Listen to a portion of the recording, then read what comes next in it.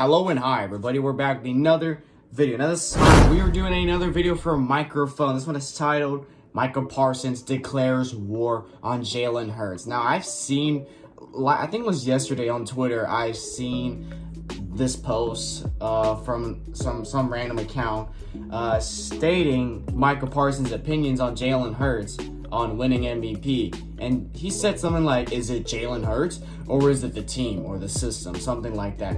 And when I read that small statement or whatever Micah Parsons said, I'm like, oh hell no.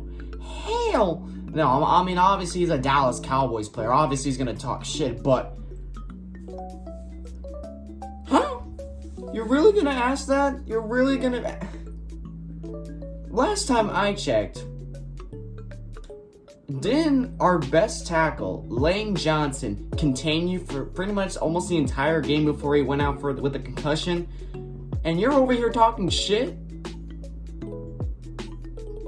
Micah Parsons, I had respect for you. Even though you were on the Cowboys, I still had respect for you. Now...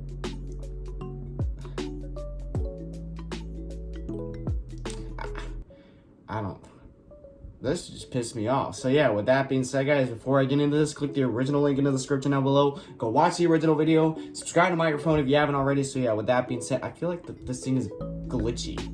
But whatever. Anyways, we're just gonna get right into this and stop talking. So yeah, here we go. If we look at the Eagles, is it Hurts or the team? I think it's a little bit of both, man. I'm not trying to make no enemies.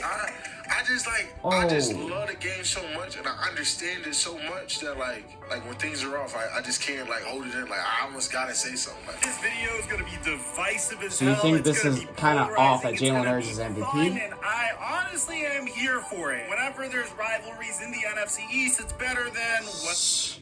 And we face the Cowboys not this weekend, but next weekend on Christmas Eve. This is going to be probably the game of the year, in my opinion. This is going to be the game of the year. Eagles versus Cowboys on Christmas Eve. It's about to go down. It's about to go down this season, okay? I have a feeling we might win this game, but we got to have a strong mindset to shut the goddamn Cowboy fans up. Not only Cowboy fans, but these Cowboy players. You see Micah Parsons talking shit? I hope to God Lane Johnson can stay containing his motherfucking truth. So they can shut the fuck up. The entire division sucking and being the laughingstock of the NFL. And we have that in this video. So before we get to the content, make sure you drop a like, subscribe, and turn on our notifications to help the channel grow. Make sure you're followed on Instagram and Twitter to enter for our holiday giveaways. And now that we get all that out of the way, Break! The hell is this guy think he's talking to? I cannot wait for this game. I cannot wait for Eagles and Cowboys on Christmas Eve. Cannot wait. Cannot wait. I cannot wait for this game to go down. This video is sponsored by PrizePicks. You guys know. Okay, sponsor. I normally skip these. Let me just go to the actual part of the video. For that day. Since they're offering a brand new promo each and every huge shout out in the description. Invigorated their response to what's going on, everybody. Micah Parsons and Jalen Hurts have reinvigorated their respective teams. I don't think the Cowboys have ever hit on a player on the level that they did with Micah Parsons. I mean, truly a once-in-a-generation type talent that can play multiple positions on the defensive side of the ball, and I honestly hope he continues to have longevity and continues to succeed. In addition to that, I also just really appreciate how outspoken the man is. I mean, you're literally talking about a guy that tweeted out that he is not going to vote for Joe Biden after Joe Biden traded Victor Bow for Brittany Griner. The fact that Micah Parsons is that transparent and that outspoken is something that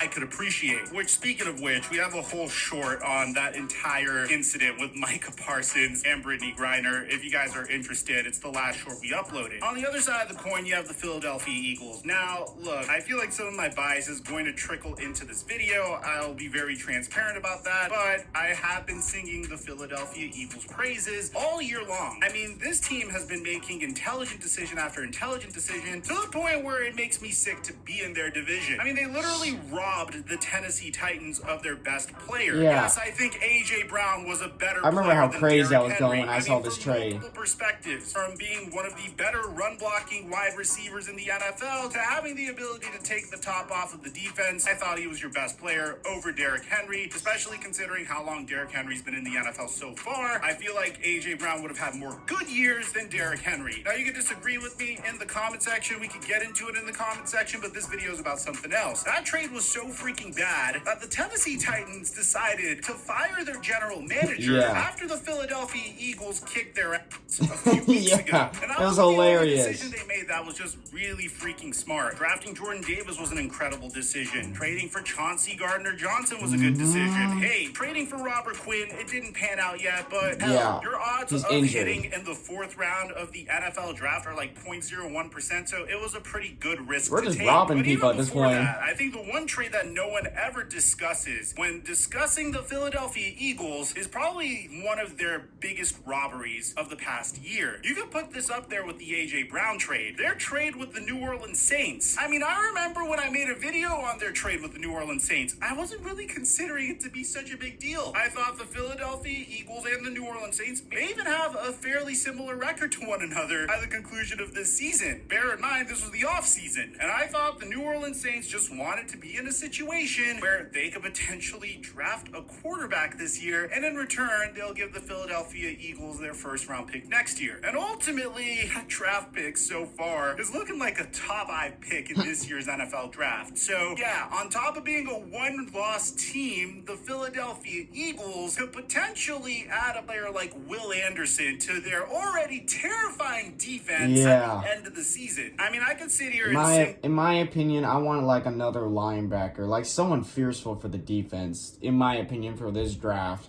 we're in the top 5 for the draft next year. We can get another fearful defensive player.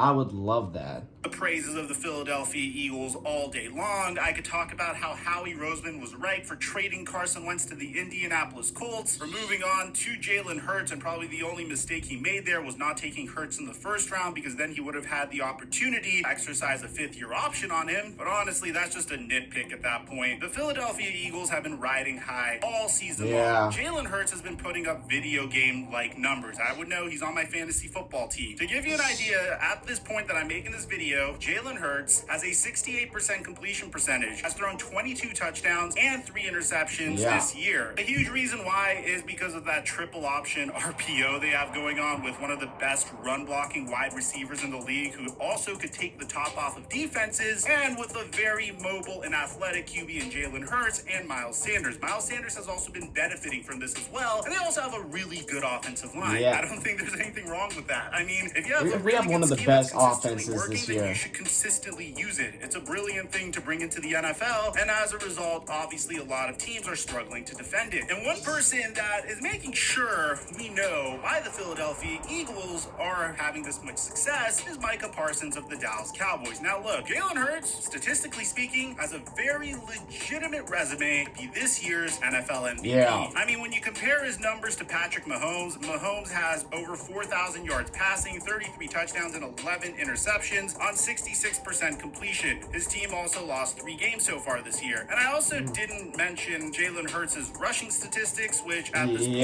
has 686 rushing yards and 10 TDs on the ground. So without a doubt, a phenomenal season. But when Micah Parsons had the opportunity to discuss it on Von Miller's podcast, he sang a completely different tune. So Micah Parsons goes on the Voncast, and he's asked point blank whether or not he believes Jalen Hurts deserves to win MVP. If we look at the Eagles, is it Hurts or the team? I think it's a little bit of both, man. To be honest, very valid question, but also you need to understand that football isn't necessarily a game where you could put one really good player surrounded with a bunch of crappy players and have a bunch of success, or even see that one player succeed. Except for one instance, and that was Deshaun Watson on his final season with the Houston Texans. I mean, yeah, he had Will Fuller, yeah, he had Brandon Cooks, his team won 4 games, but Watson still put up 4,800 passing yards, 70% completion percentage through threw 33 touchdowns and 7 interceptions. But typically, you won't see instances like this. Now, Micah continues to talk about this, and we do have Jalen Hurts' response, by the way. Yeah, I remember seeing Jalen Hurts' response.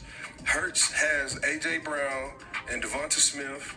They got a good running game. I mean, look, man, I think Miles Sanders' success is a product of Jalen Hurts, Devontae Smith, and A.J. Brown running the Philadelphia Eagles offense the way they do. I mean, all of those players are definitely a factor when you face off against the Philadelphia Eagles, and they have a very difficult scheme to stop. And I don't think it's fair to discredit Jalen Hurts as a result of that. I think Jalen Hurts should really enjoy the season he has. The parallel I drew here, because I've seen this story before, is Robert Griffin III's rookie year. And RG3's rookie season, the NFL was taken by storm by one concept that was relatively new: the read option. It's a play that defenses could easily stop today, but back then, in 2012, you had a lot of teams struggling to defend against zone reads, especially the Dallas Cowboys on Thanksgiving. Whew, I don't want to think about that year. But the crazy thing is, we don't necessarily know if that success would have been able to translate to the year after. I mean, yeah, technically you could look at RG3's statistics and say, hey, after that magical rookie year, he was a shell of his former self. But I don't attribute RG3's lack of career success to the fact that he wasn't able to successfully run read option for a second season, or the fact that teams had a better idea of how to stop it. Rather, I attribute his lack of success to just mismanagement of his injury, him being traumatized to scramble, and him trying to become a pocket passing QB. And then you're playing for the Washington Redskins. Well, back then the Redskins. So you don't necessarily have a front office that knows how to manage a situation like this. So what I'm saying for Jalen Hurts is, yeah, he is the beneficiary of a scheme that is just unstoppable so far. And until all football teams not only you can throw, you can run off season to figure out how to stop it, or until someone gives Bill Belichick a call, or if the Eagles face off against Bill Belichick in the Super Bowl, which is probably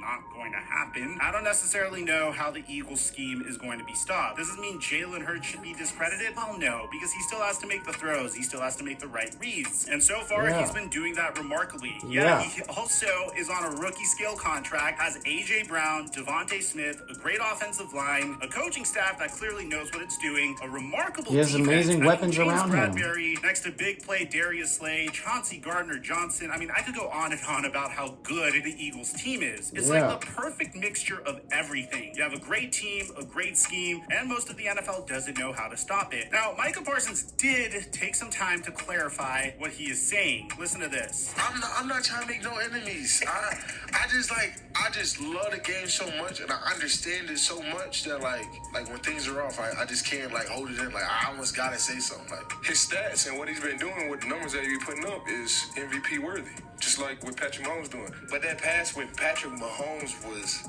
nuts. It was insane, bro. But that's what he does. Mahomes is an MVP.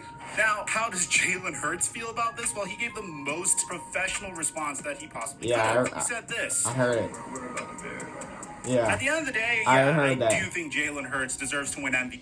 Jalen Hurts always has that focused mindset. He doesn't care what anybody else says. He's always focused on the next opponent. And it's this week's opponent versus the Bears. He's always focused. He always has that mindset of winning. He always has that. That's what I like about him. He has that focused mindset. Yes, in my opinion, he does deserve MVP. But I don't think he's a better quarterback than Josh Allen or Patrick Mahomes. But that's not what the question was. But let me know in the comment section down below, what do you guys think? Do you think Jalen Hurts deserves to win NFL MVP? Yes. Do you think he's better than Patrick Mahomes or Josh Allen? I'd like to hear what you have to say. Aside from that, I'm your boy Mike. I'm dropping on Mike until our next upload. Yeah, I honestly, in my opinion, Jalen Hurts does deserve NFL MVP. Does this mean he's better than Patrick Mahomes or Josh Allen? No. But he's showing this year how good of a quarterback he can be. Not only from throwing the ball, but also using his legs and running. He's not, he could not, I can't fucking speak. I just have a lot in my mind. I can't, okay. Give me a second. Okay. Even though he's, in my opinion, even though he's not better than Patrick Mahomes and Josh Allen, he still always has a focused mindset. Not only he can throw the ball, but he can run the ball, putting up insane stats, okay? So yes, I do think Jalen Hurts does deserve MVP, okay? Obviously, people are gonna doubt that. They're gonna say, "Oh, Jalen Hurts, he's this, that." Obviously, Cowboy fans are gonna talk shit about that. So yeah, but we'll see. We'll see what goes on in the remainder of the season. We'll see who does win MVP. If Jalen Hurts does win MVP, he deserves it. If he doesn't, well, shit. So yeah, guys, with that being said, if you enjoyed this video, if you're a Cowboys fan, then comment down below. I know all of you Cowboy fans are probably going to comment down below saying, all this shit, all this stuff, see you on Christmas Eve, all that stuff. Well, I'm prepared for Christmas Eve. But like Jalen Hurts said, we're focused on the Bears this week. So yeah, with that being said, guys, if you enjoyed this video, be sure to give this video a like. If you're new to the channel, be sure to subscribe to Age on the Family. And with that being said, I'll catch you guys later in the next one whenever I start doing that. So take care.